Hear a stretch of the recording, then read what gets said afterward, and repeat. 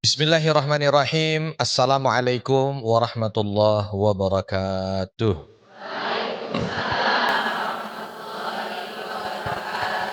Innal hamdalillah nahmaduhu wa nasta'inuhu wa nastaghfiruh wa na'udzu billahi min sururi anfusina wa min sayyiati a'malina may yahdihillahu fala mudhillalah wa may yudlil fala hadiyalah. Asyhadu an la ilaha illallah wahdahu la syarikalah wa asyhadu anna Muhammadan abduhu wa rasuluhu la nabiyya ba'dah. Allahumma salli wa sallim wa barik ala nabiyyina Muhammadin wa ala alihi wa ashabihi wa mawalah ma ba'd rabbi shrah li sadri wa yassir li amri wa hlul 'uqdatam min lisani yafqahu qawli. Allahumma 'allimna ma yanfa'una wanfa'na bima 'allamtana. Allahumma hdina wahdi bina waj'alna sababan wa sabilan liman ihtada. Segala puji hanya bagi Allah, salawat dan salam semoga senantiasa tercurah kepada junjungan kita baginda Nabi Muhammad sallallahu alaihi wasallam. Pemirsa Harmoni Indonesia, Garuda TV dimanapun Anda berada, dan ibu-ibu Majelis Taklim Masjid Raya Al-Azhar, Tangerang Selatan yang dirahmati Allah. Alhamdulillah pada kesempatan kali ini kita bisa bersua berjumpa. Mudah-mudahan pertemuan ini pertemuan yang dirahmati Allah. Pertemuan yang mendatangkan cinta dan pertemuan yang menghilangkan benci. Ya. Ibu pernah mencintai seseorang? Pernah membenci seseorang? Oh. Lebih banyak mencintai atau membenci? Ayo pemirsa di rumah juga. Kalau ada pertanyaan dalam hidup kita ini lebih banyak mencintai atau membenci? Ya, itu ya. Ya memang namanya manusia itu pasti akan ada di antara cinta dan benci, ya kan? Ya, karena kita punya nafsu ini Mas. Jadi kalau umpama kita itu semua harus cinta kayaknya ya agak sulit. Ya. Mesti ada lah gitu. Makanya kalau saya minta, coba bayangkan orang yang paling dibenci. Langsung. Ya, itulah dia kehidupan. Tapi kita perlu tahu bahwa di saat mencinta jangan berlebihan. Dan di saat membenci jangan membinasakan. Nah itu ya, itu penting. Karena cinta yang hakiki itu hanya untuk Allah Subhanahu wa ta'ala. Sehingga cinta apapun yang ada pada diri kita muaranya harus kepada Allah. Kalau cinta kita ini muaranya bukan kepada Allah, kita yang akan binasa. Sama benci pun begitu. Benci ini hanya kepada musuh Allah. Benci ini hanya kepada iblis, laknatullah. Ini kalau namanya orang benci kepada sesuatu yang sepertinya itu memuncak, nggak bisa, sudah luar biasa. Sakitnya itu, dah pokoknya, ya itu nanti takutnya membinasakan. Ya. Kalau dalam hidup itu ada orang yang kadang membuat kita senang, ya wajar namanya hidup. Tapi kalau ada yang membuat kita kesel, ya juga wajar namanya hidup. Jangankan itu manusia, remote TV aja kadang-kadang bikin kita kesel. Ya, kenapa sih nggak bisa-bisa? Gitu. Kata remote, jangan saya yang disalahin bu, baterainya habis, kan begitu. Ya. Handphone aja kadang-kadang bikin kita kesal juga. Ini udah dari tadi pagi lo nggak terkirim-kirim. Sebab handphone nggak bisa ngomong. Kalau bisa ngomong, pulsa habis. Tapi itulah dia hidup. Kita kadang-kadang hidup itu ya Allah ada yang bikin kita itu bahagia. Tapi ada yang bikin kita itu kecewa. Ada yang bikin kita itu sukacita. Ada yang bikin kita berduka. Tapi itulah hidup. Ya, itulah dia gelombang hidup yang patut untuk dinikmati. Ya. Sehingga ya silahkan kalau mau mencinta sewajarnya. Kalau benci jangan menghancurkan dan membinasakan.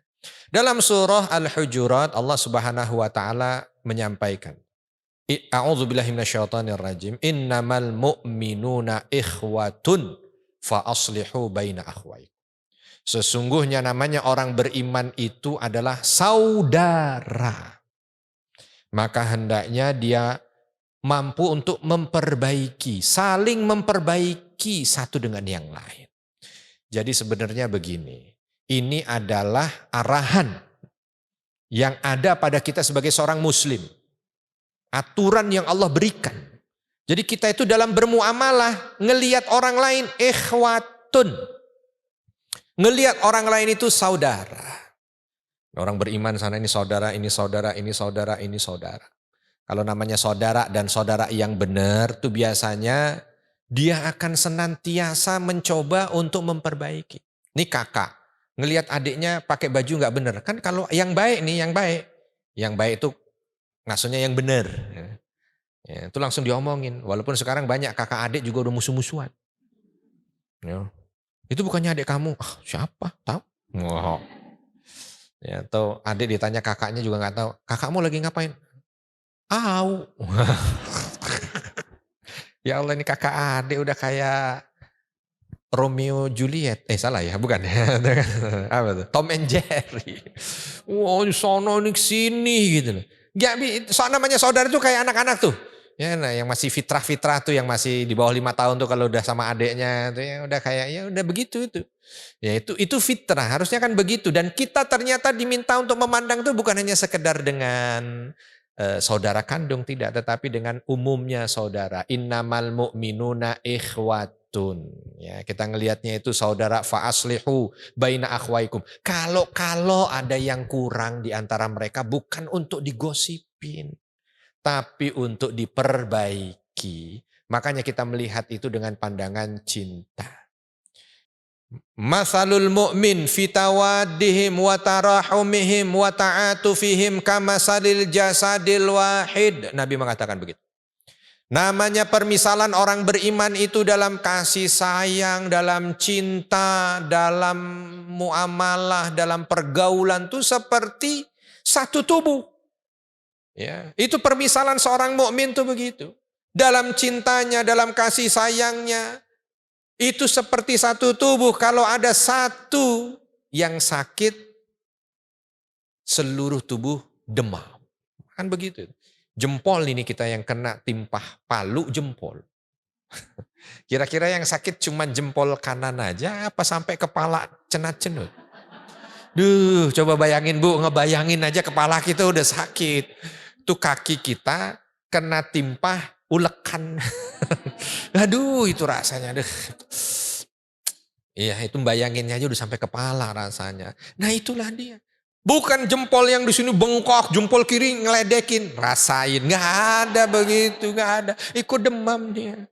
Ikut demam. Nah, itulah dia. Dan itulah dia harusnya cinta seorang mukmin, dibina dari yang seperti itu. Dibina cinta itu bukan hanya sekedar nafsu. Kamu kenapa? Senang sama dia. Orangnya baik, dia ngasihin saya terus. Enggak, bukan itu. Itu terlalu individualistis. Kita itu cinta sama dia. Kenapa kamu cinta sama dia? Karena iman. Kenapa kamu cinta dia? Ya bahasanya enggak gitu ya. Kalau gitu kok kayaknya kita, kenapa kamu cinta sama dia? Karena iman. Enggak lah ya. Kenapa kamu cinta sama dia? Ya kita saling nguatin, kita saling motivasi. Makanya kan di antara yang paling dicintai oleh Allah itu rajulani tahabba fillah ijtama'a alaihi wa tafarraqa alaihi. Dua orang yang dia saling dekat, cinta, senang, bergaul karena Allah. Nah, itu. Saya kalau dekat dia itu nggak tahu. Rasanya pengennya kalau ngelihat wajahnya itu pengennya sujud terus. Gitu ya. Kalau ngelihat mukanya pengennya sedekah terus. Ini teman-teman begitu itu perlu cinta itu di situ, dibinanya bukan hanya sekedar karena pribadi. Pemirsa Harmoni Indonesia, Garuda TV dimanapun Anda berada, dan ibu-ibu Majelis Taklim Masjid Raya Al-Azhar Tangerang Selatan yang dirahmati Allah. Begitu juga dengan benci. Ya, kalau cinta itu karena Allah, benci juga karena Allah. Bukan benci itu hanya sekedar karena perasaan individu, enggak. Ya, secara manusiawi adalah itu, tapi jangan berlarut. Kenapa kamu benci sama dia? Gimana enggak benci? Begitu pengajian yang lain pada dikasih snack kotak, saya sendiri enggak. Oh, ya Allah, bencinya gara-gara snack. Emang kenapa nggak dikasih? Ya cuma gara-gara satu, saya gara-gara di pojok. Ya kan itu kan salah situ, bukan salah panitia. Benci sama panitia. Ya Allah, nggak boleh begitu. Itu karena individu itu terlalu remeh. Kita benci itu hanya karena satu, karena dia itu menjadi sumber keburukan untuk akhirat orang lain, itu baru kita benci.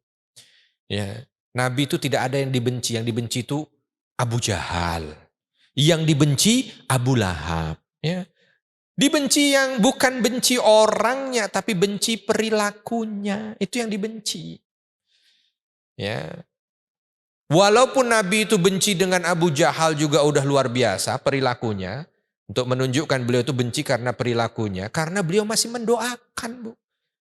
Umar bin Khattab radhiyallahu anhu itu masuk Islam di puncak bencinya kepada Nabi. Mau bunuh Nabi. Ya kita kalau ada orang mau bunuh kita, kira-kira kita benci apa gimana? Kita ada tetangga mau bunuh kita. Kita tahu banget dia mau bunuh kita. Terus kita ada kesempatan tahajud, kita doain dia. Kira-kira doa kita apa? Ya Allah, nih Engkau maha tahu ya Allah. Bahwa tetangga hamba ini pengen bunuh hamba ya. Kalau bisa sebelum dia bunuh hamba. Udah mulai itu. Nabi SAW doanya apa? Ya Allah, kuatkanlah Islam ini dengan salah satu di antara dua Umar. Yang satu Umar ibnul Khattab, yang satu Amr ibnul Hakam. Yang satu Umar bin Khattab yang kita kenal. Yang satu itu Abu Jahal. Didoain masih sama Nabi ini, didoain waktu dua-duanya sama-sama masih memusuhi Nabi. Yang tiap hari mukulin Nabi, Nabi masih doain.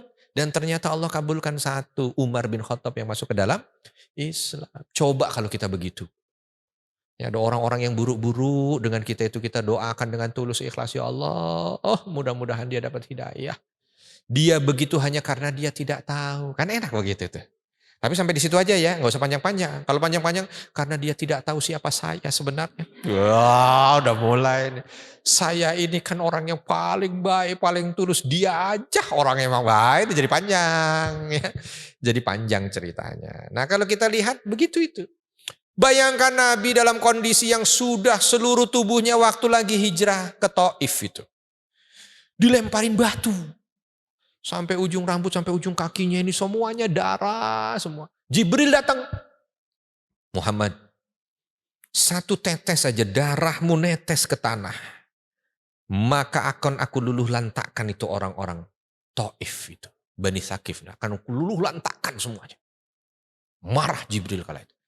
Nabi mendengar itu ketika ada darah yang mau menetes. Dielap ke sini. Supaya nggak netes ke bawah. Takut nanti mereka yang melemparinya itu akan diratakan dengan tanah. Coba kalau kita. Ada yang netes, akan aku luluh lantakan. Kita peras-peras darah itu. Kita gosok-gosok, segera. Gitu kan. Ya Allah, langkah buruknya kita jadi manusia ini memang kadang-kadang ya. Maka dari itu kita penting untuk bisa melihat. Benci itu bukan pada individunya, tapi benci itu pada perilakunya.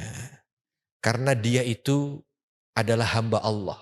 Yang kalau dia dapat hidayah, sebab karena kita, maka kita ini akan mendapatkan pahala yang nilainya luar biasa. Khairun laka min humurin na'am, kata Nabi. Kepada Ali radhiyallahu anhu. Kalau ada orang yang bisa dapat hidayah karena dirimu itu, maka itu akan lebih baik pahalanya di sisi Allah dibanding dengan kendaraan paling mahal. Sekarang mungkin kalau kendaraan paling mahal apa? Pesawat pribadi mungkin begitu ya, jet pribadi gitu, yang harganya triliunan gitu kan. Ini ada satu orang yang cuman gara-gara ngeliatkin kita tiap pengajian, ya kita nggak pakai ngomong, cuma waktu ngeliat senyum, assalamualaikum bu, assalamualaikum bu, terus dia, ya Allah kayaknya damai sekali ibu itu ya, mungkin gara-gara pakai jilbab dia damai, akhirnya dia beli jilbab, ya tuh kita nggak pakai ngomong baru assalamualaikum. Akhirnya dia pakai jilbab itu pahalanya buat kita luar biasa. Bayangin kalau kita setiap lewat ngelihat dia dengan pandangan sinis. Wah, ya, lewat lagi. Wah itu orang itu makin.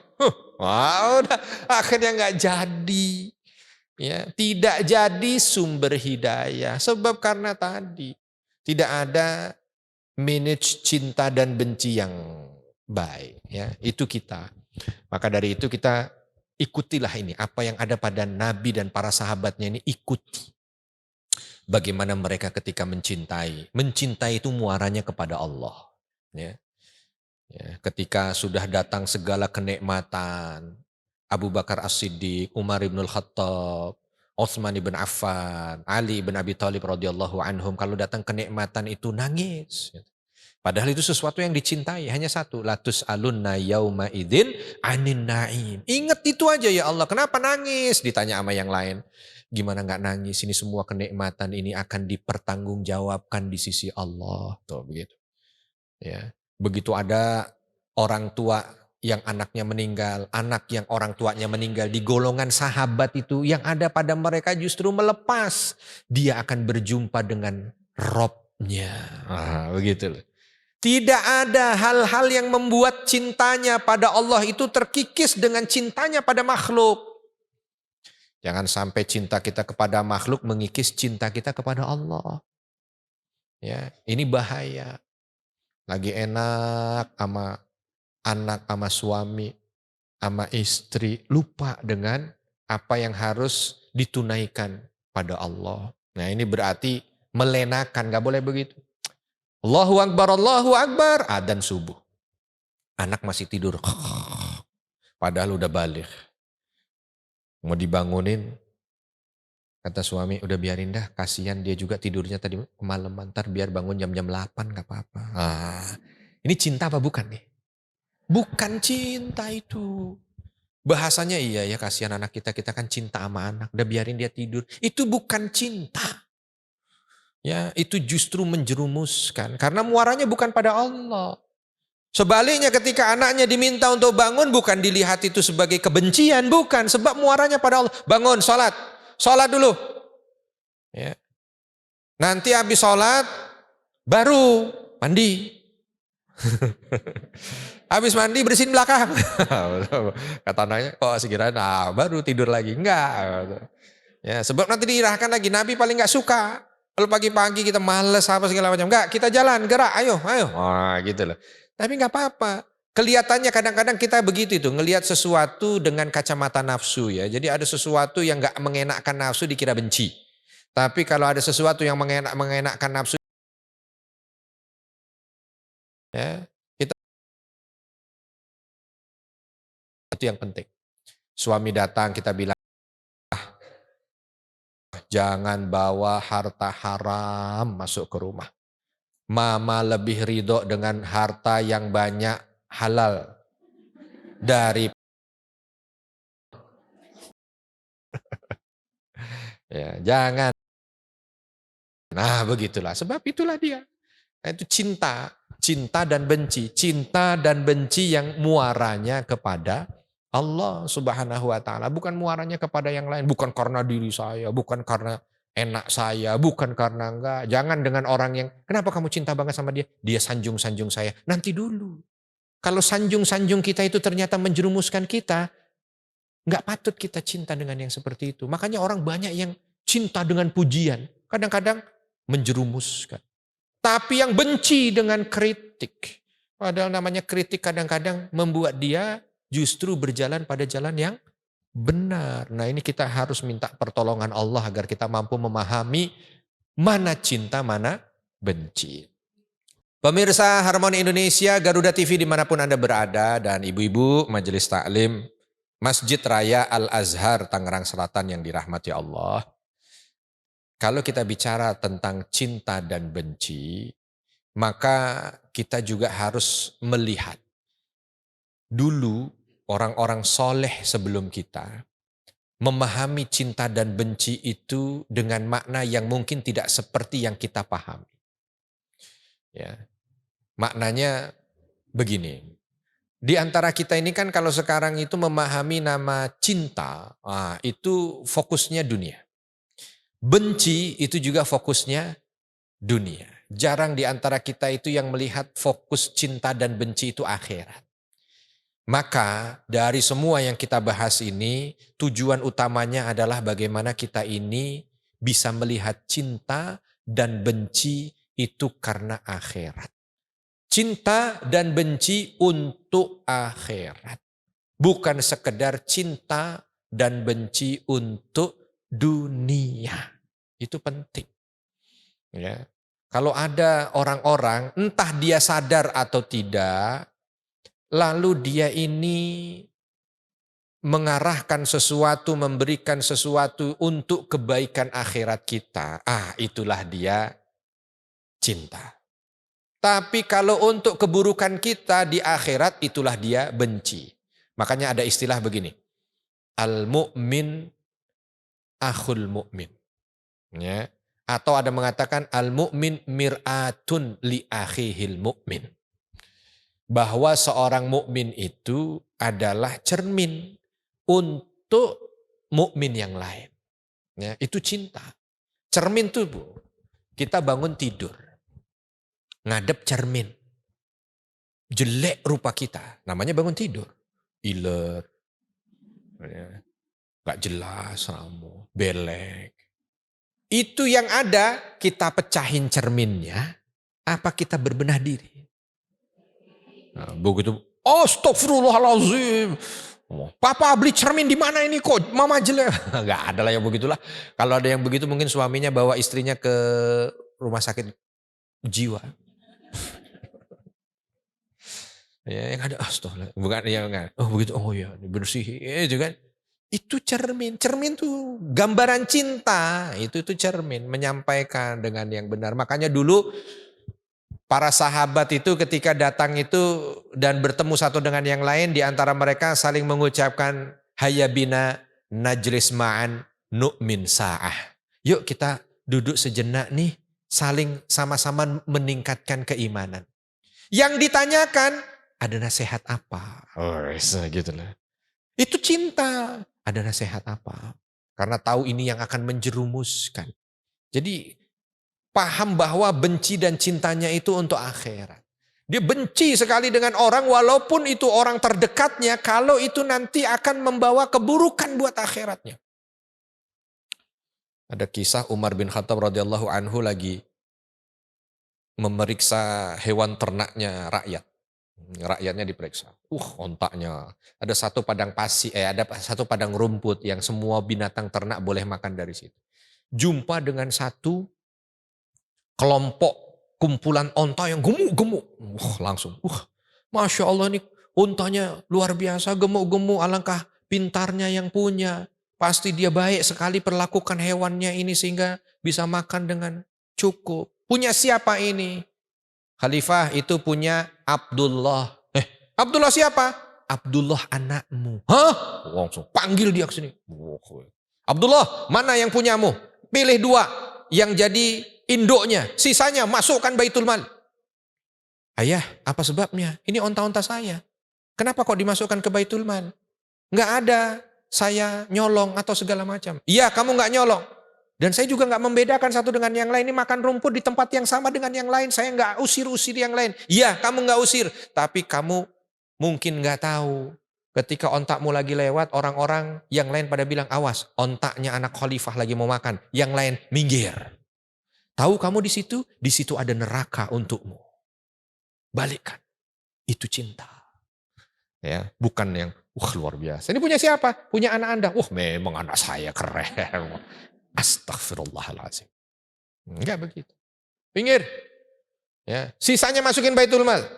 Ini yang saya cinta supaya kamu akhiratmu baik. Yang saya benci yang menjerumuskanmu nanti di akhirat. Maka penting buat kita. Berikutnya kalau kita lihat syariat juga menanamkan pada kita ketika kita cinta jangan berlebihan. Makanya ahbib ma syi'ta fa innaka mufarikuh. Kita diminta silahkanlah kalau mau mencintai siapapun yang ingin kalian cintai silahkan. Tapi kamu harus sadar kamu bakal berpisah. Jadi jangan ketika nanti perpisahan mungkin dengan kematian atau dengan yang lainnya kita langsung kufur tentang nikmat Allah. Ya Allah kenapa anak saya yang harus meninggal ya Allah bukan anak tetangga. Lah kata tetangga kenapa saya dibawa-bawaan begitu kan. Ya sudah kita mampu untuk melepasnya dengan ikhlas. Ini milikmu ya Allah maka semua akan kembali padamu. Kita punya harta diambil, kita punya harta ada ujian. Ini milikmu ya Allah semua akan kembali padamu. Kalau memang rezekiku akan balik. Kalau bukan engkau akan ganti dengan yang lebih baik. Itu semuanya muaranya ke sana. Jadi kita cinta dengan dunia itu bukan cinta yang membutakan. Ya, cinta yang penuh dengan kesadaran bahwa apa yang kita miliki ini hanya titipan. Ya kalaupun mau cinta, cintalah mencintai barang titipan. Kalau mau belajar bagaimana mencintai barang titipan, datang ke masjid, di bawah ada titipan sendal. Tanya sama yang lagi jaga titipan. Bang, gimana cara mencintai barang titipan? Kenapa Bu? Udah gimana caranya? Oh ya, ala kadarnya aja lah Bu, masukin itu Bu. Terus setelah itu yang mendatangkan kebahagiaan. Loh kok bisa? Sebab mau dibayar sama yang nitipin. Nah, emang kenapa Bu tanya? Ingin belajar kehidupan. Semua yang Allah berikan titipan. Terus, sekarang saya tahu cara mencintai. Cintailah ala kadarnya. Yang harus menjadi kebahagiaan dan puncak kebahagiaan adalah di saat diberikan bayarannya. Dari siapa? Allah Subhanahu wa Ta'ala. Ini ada orang yang sampai stres luar biasa kehilangan jabatan. Yang namanya jabatan titipan. Kita itu jangan mengharapkan di saat kita diberi terus kita menikmati pemberian itu, bukan.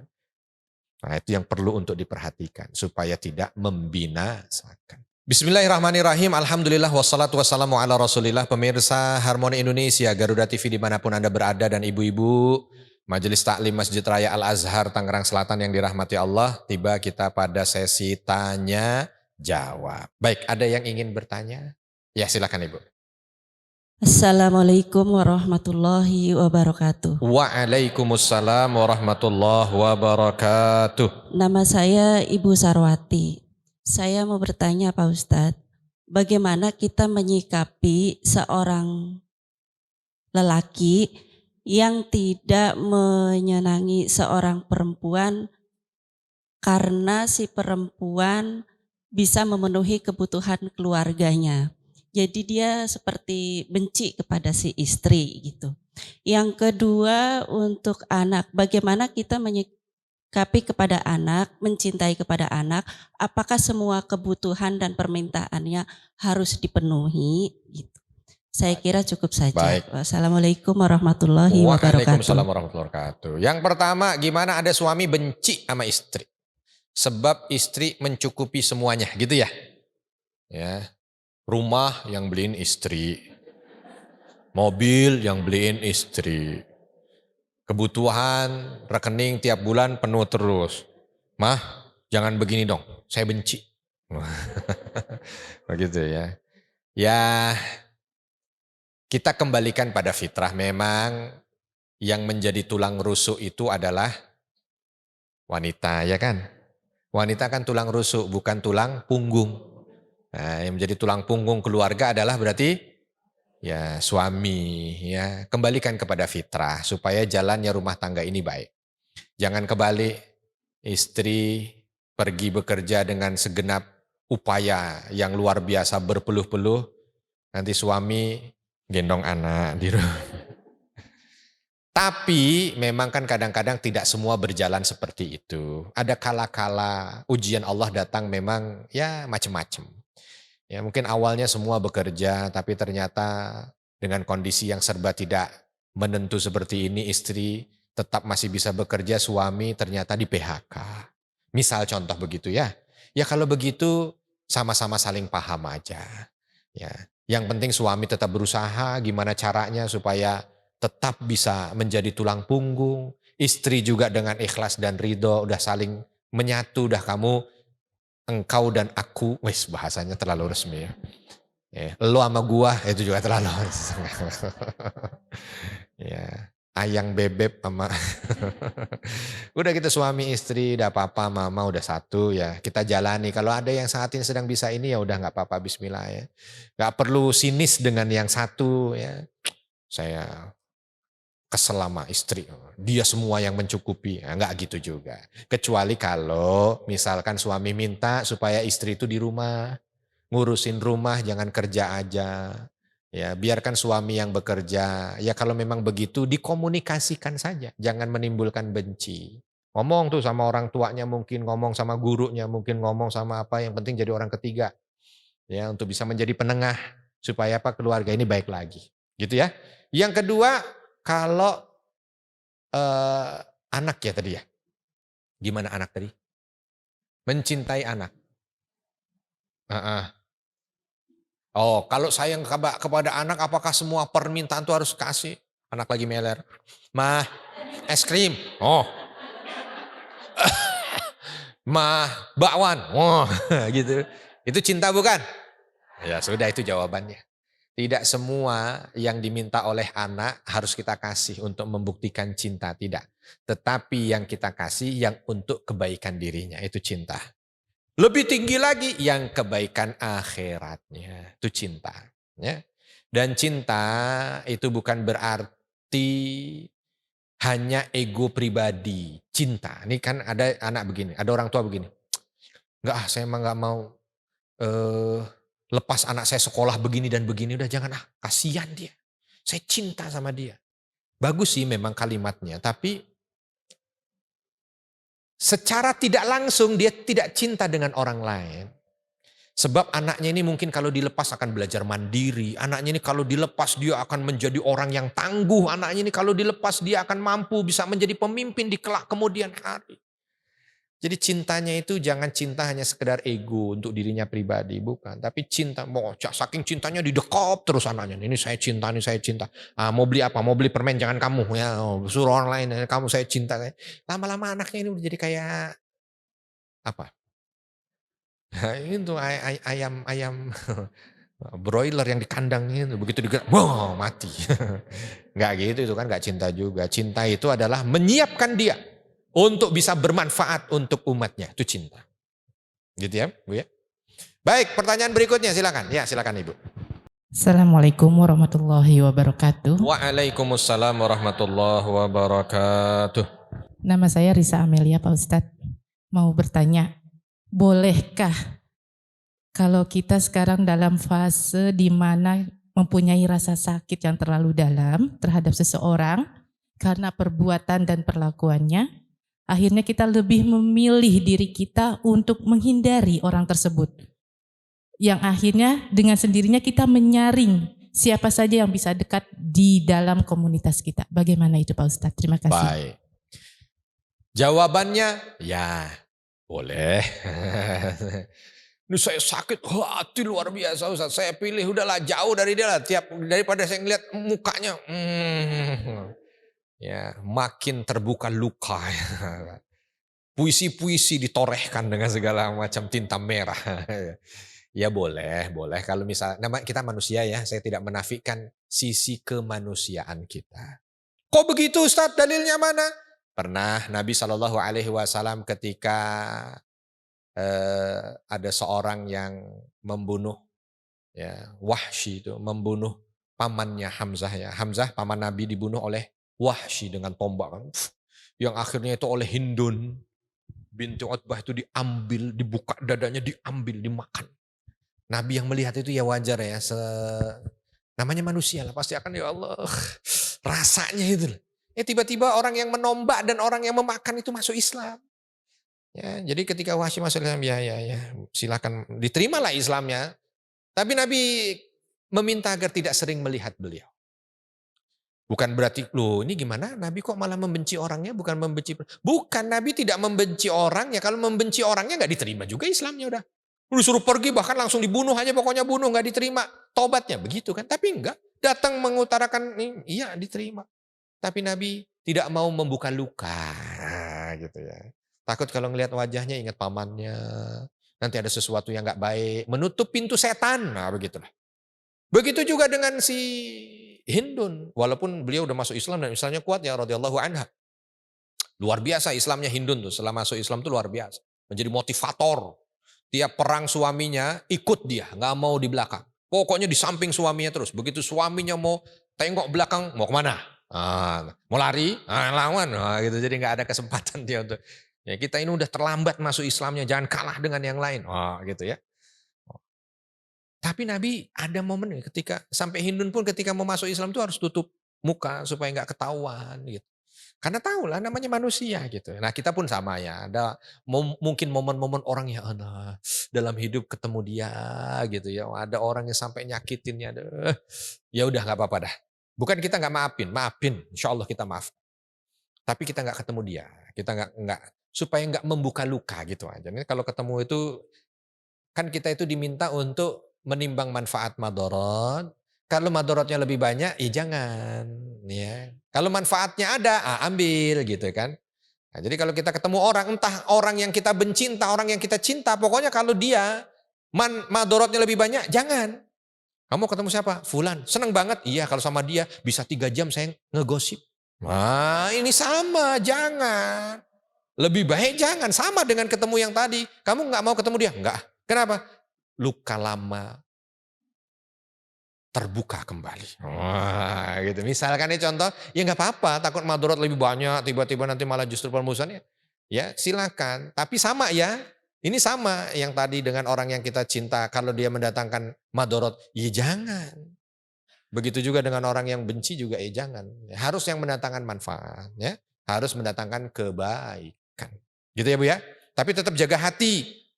Jaga hati, doakan dia, jaga hati. Ya pokoknya kita bukan dalam posisi yang ingin zalim, jaga hati. Kita bukan orang cuman hanya sekedar membuat jarak supaya tidak menimbulkan dosa baru lagi. Nah gitu aja ya.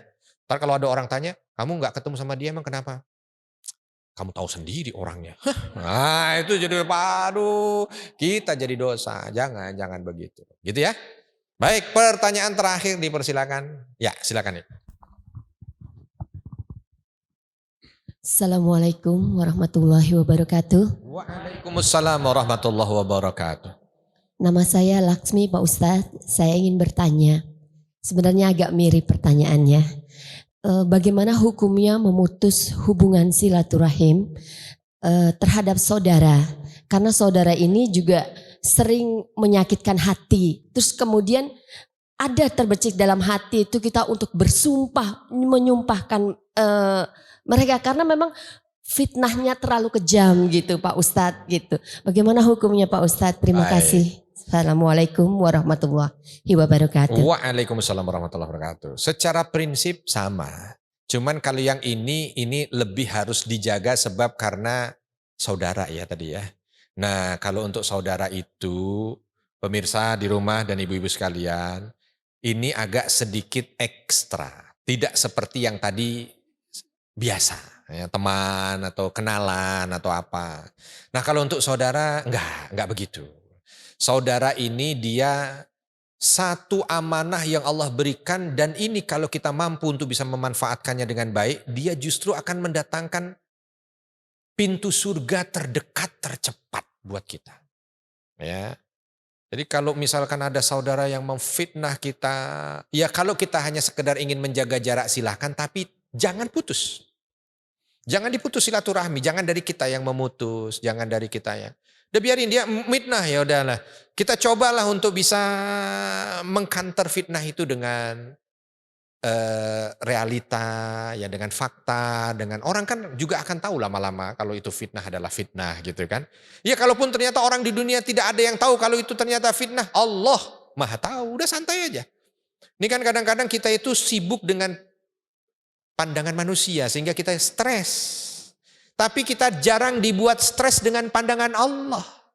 Manusia semua memuji kita padahal kita tahu busuknya kita. Tapi kita senang dengan kepalsuan itu. Padahal Allah murka, tapi kita senang dengan kepalsuan itu. Nah, ada sisinya kita dibuat sengsara dengan pandangan manusia, padahal Allah memandang kita dengan cinta, kita tidak bisa menerima isyarat itu. Nah, itu juga penting buat kita. Jadi kalaupun ada yang memfitnah, ya yang menjadi obat begitu. Biarkan saja, Allah kan yang penting tahu. Itu dulu aja, itu dulu. Yang pertama itu. Yang kedua, kalau kita terus berbuat baik, Nabi itu kurang apa? Difitnah saudaranya. Pamannya, ya sepupunya, apa segala macam. Wah, saudara mitnah Nabi habis-habisan. Yang itu yang memfitnah itu yang biasa dibantu Nabi sebelum ada, kan mereka memfitnah Nabi itu setelah ada wahyu. turun. Wah, habis-habisan. Wah, Muhammad orang gila. Muhammad tukang sihir, Muhammad adu domba, Muhammad cuman pengen dapat harta kita. Kan itu luar biasa itu. Kan fitnahnya seperti itu. Mungkin seberat-berat fitnah kita belum ada juga yang bilang kita gila. Ya, atau belum ada yang bilang kita ini tukang sihir, ya. Atau belum ada yang nyebupin, tahu nggak kita ini miskin begini nih sebabnya dia tuh. Itu Nabi begitu. Ya, sebabnya kita ini pecah belah, sebabnya karena dia itu semuanya. Tapi Nabi menghadapi itu sekali lagi, ya, sisi manusianya hadir. Kadang ngangkat tangan ke Rabbnya mengatakan, ya Allah, alangkah beratnya ini. Ada sisi manusianya, silakan nggak Pak, kadang menangis. Tapi itu disertai dengan sesuatu yang mampu untuk bisa membuat beliau ini tetap tegar di jalan dakwah. Makanya ada kalimat innahum qaumun la ya'lamun. Mereka cuma nggak tahu aja. Kalau tahu insya Allah nanti akan mendapat hidayah dari Allah. Nah, kita kalau ada fitnah ya kita coba untuk mengkantar fitnah itu. Ya, lalu setelah itu kita mau misalkan ada momen menjaga jarak ya silahkan menjaga jarak. Tapi tolong jangan terlalu dibawa nafsu. Orang sekarang nyebutnya baper. Baper itu terlalu halus menurut saya. Tapi itu lebih pada terbawa nafsu. Ya, kadang-kadang kita yang agak repot kalau kita mengikuti itu. Ya, oke menjauh silahkan menjauh tapi jangan diputus. Sebab ada di antara amal kita itu yang nanti dia akan berdiri tegak di sebelah kita di akhirat. Dan itu hanya dihitung jari. Yang bisa itu. Dari sekian juta amal mungkin yang bisa kita kerjakan, itu hanya yang bisa dihitung jari hanya beberapa yang dia akan menyertai kita nanti ketika kita dihisap di hadapan Allah. Dan salah satunya rahim. Dia akan berdiri tegak di samping. Begitu ada momen di mana kita divonis neraka. Dan ternyata ada momen di dunia kita yang mempertahankan silaturahim. Maka dia tidak akan ridho dan dia akan protes duluan. Ya Rob, saya tidak ridho. Enggak ridho saya ya Rob. Kalau hambamu yang ini dimasukkan neraka enggak ridho. Allah hanya tanya, kenapa? Sebab dia saat itu pernah difitnah oleh saudaranya. Tapi dia tetap berbuat baik pada dia. Menjaga semampu mungkin agar silaturahimnya terjaga. Dan saya tahu itu berat untuk dia. Tapi dia jaga. Maka saya enggak ridho kalau dia masuk neraka. Oleh Allah langsung diangkat. Kalau begitu bawa yang ini langsung ke surga. Enggak pakai lama. Enggak pakai lama. Itu rahim. Kalau untuk yang ini jangan main-main. Sebab rahim hanya beberapa saya bilang ya Bu ya.